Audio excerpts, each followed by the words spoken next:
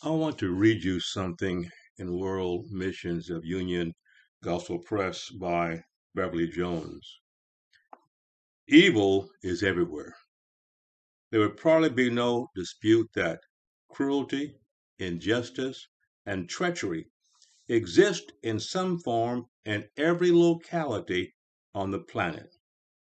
The obvious reason for this is that we live in a fallen world. Sin has shown itself in a variety of forms in each generation since Adam.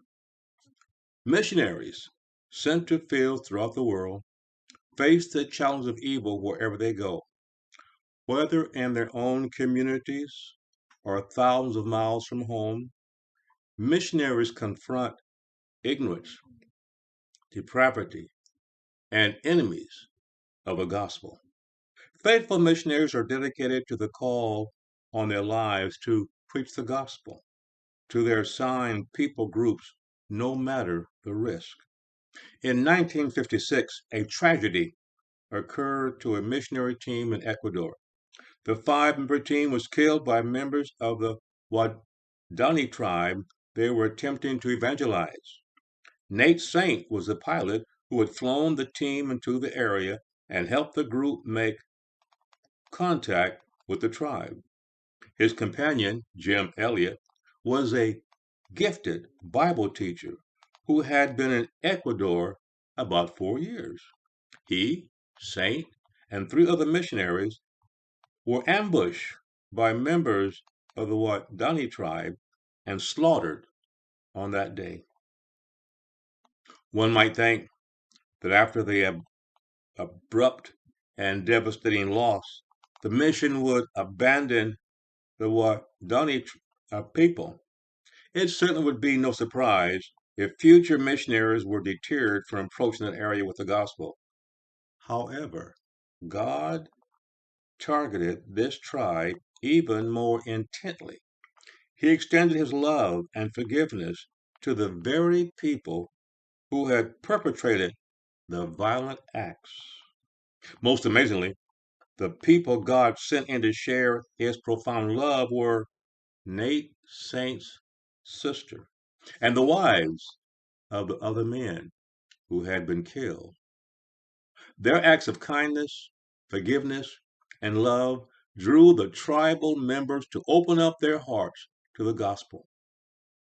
These women won that group to the Lord through the unexplainable love of God they showed even while suffering from the effects of grief. Quote, "Do not my words do good to him that walketh uprightly?" Unquote. Micah 2:7. In the midst of evil, God is still looking for people who will do right. In the time of our lesson, wickedness appeared everywhere. Because of it, God proclaimed that judgment would surely come. Yet, in his amazing love, he still reminded his people of his goodness to those who walk uprightly. That is the essence of the gospel. God forgives, redeems, and restores those who choose to believe and obey him.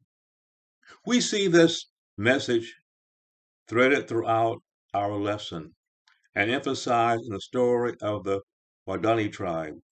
Romans 5:20 tells us that where sin abounds, grace abounds much more.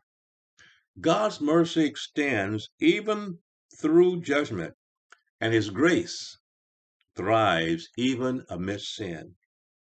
As in our lesson here that we had earlier this month, many people today suffer from the wickedness of others. God is grieved when those he sends to spread the good news are harassed, mistreated, and even killed by the people they are trying to reach. Missionaries need our prayers for opportunities to bring others to Christ and for protection from those who would attempt to do them harm. It takes courage and commitment to perform the work of a missionary. However, we can help them with our time, energy, resources, or finances. We should contribute. And that's the reading of World Missions for today. God bless you. Remember, pray for our missionaries around the world, especially those in Uganda right now suffering from, abject poverty, hunger, health problems. Everywhere I hear from, it's the same thing. Help, help, help.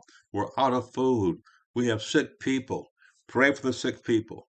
And we also want to help them get to a health care city, a facility. We do believe in prayer, and that's good for us. But the person that is sick might have a little bit more faith if we could take them to a health clinic. So please remember to not just pray for these people, especially those in Uganda suffering right now. Pray is good, but when you get through praying, get your pen, get your checkbook or your credit card, and send some money to our friends in Uganda as they shift and wade through the hard times they have had and are having and may have for a little while longer. Until then, God bless you.